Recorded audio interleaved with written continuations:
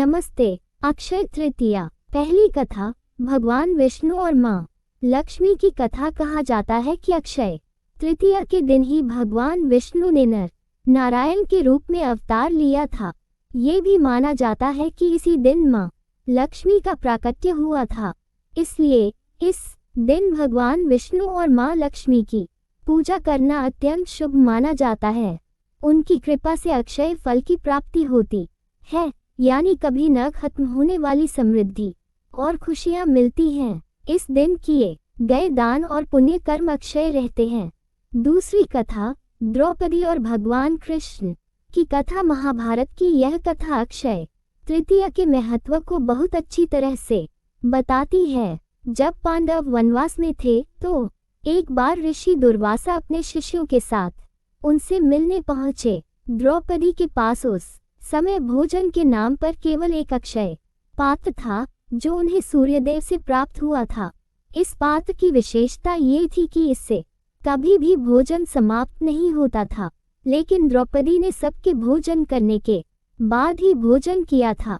ऋषि दुर्वासा और उनके हजारों शिष्य भूखे थे और द्रौपदी चिंतित थी कि वे उनका आतिथ्य कैसे करेगी। उन्होंने भगवान कृष्ण का स्मरण किया। भगवान कृष्ण तुरंत प्रकट हुए और उन्होंने द्रौपदी से उस अक्षय पात्र को मांगा। पात्र में बची हुई एक अन्न की कनी और साग की पत्ती को उन्होंने खा लिया। जैसे ही भगवान कृष्ण ने उसे ग्रहण किया, ऋषि दुर्वासा और उनके सभी शिष्यों का पेट तृप्त हो गया। जब ऋषि दुर्वासा और उनके शिष्य नदी में स्नान करने गए तो उन्हें लगा कि उनका पेट भरा हुआ है और उन्हें भोजन की आवश्यकता नहीं है। इस प्रकार भगवान कृष्ण ने द्रौपदी और पांडवों को ऋषि दुर्वासा के क्रोध से बचाया। ये घटना अक्षय तृतीया के दिन ही घटी थी, इसलिए इस दिन किए गए छोटे से दान का भी अक्षय फल मिलता है। ये दो प्रमुख कथाएं अक्षय तृतीया के महत्व और महिमा को दर्शाती हैं। ये दिन दान, पुण्य और शुभ कार्यों के लिए अत्यंत महत्वपूर्ण माना जाता है। जरूर मैं आपको अक्षय तृतीया से जुड़ी कुछ और महत्वपूर्ण कथाएं। परशुराम का जन्म दिवस। अक्षय तृतीया को भगवान विष्णु के छठे अवतार परशुराम का जन्म दिवस भी माना जाता है। ऋषि जमदग्नि और माता रेणुका के पुत्र परशुराम न्याय और धर्म के प्रतीक हैं।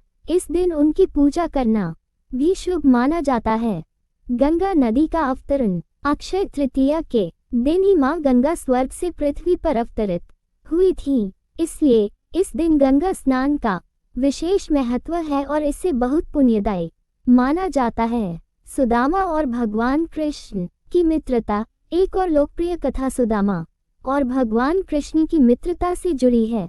जब सुदामा अपनी पत्नी के कहने पर भगवान कृष्ण से मिलने द्वारका गए तो उनके पास कृष्ण को भेंट करने के लिए केवल थोड़े से चावल थे। संकोचवश वे उन्हें छिपा रहे थे, लेकिन भगवान कृष्ण ने प्रेम पूर्वक उनसे चावल छीनकर खाए। जब सुदामा वापस लौटे तो उन्होंने पाया कि उनकी झोपड़ी एक भव्य महल में बदल गई है और उनकी गरीबी दूर हो गई है। यह घटना भी अक्षय तृतीया के दिन मानी जाती है, जो निस्वार्थ प्रेम और श्रद्धा का महत्व दर्शाती है। व्यापार और नए कार्यों की शुरुआत। अक्षय तृतीया को बहुत ही शुभ दिन माना जाता है, इसलिए इस दिन सोना खरीदना, नया व्यापार शुरू करना या कोई भी नया कार्य आरंभ करना अत्यंत फलदायी होता है। ऐसा माना जाता है कि इस दिन किए गए कार्य में सफलता और समृद्धि हमेशा बनी रहती है। पितरों का तर्पण। अक्षय तृतीया पितरों को समर्पित दिन भी है। इस दिन लोग अपने पूर्वजों का तर्पण करते हैं और उनके नाम पर दान पुण्य करते हैं। ऐसा माना जाता है कि इससे पितरों को शांति मिलती है और उनका आशीर्वाद परिवार पर बना रहता है। संक्षेप में, अक्षय तृतीया एक ऐसा दिन है जो पुण्य, धर्म और समृद्धि से जुड़ा हुआ है। इस दिन किए गए हर अच्छे कार्य का फल अक्षय होता है, यानी वह कभी समाप्त नहीं होता। इसलिए लोग इस दिन दान, पूजा पाठ और शुभ कार्य करते हैं।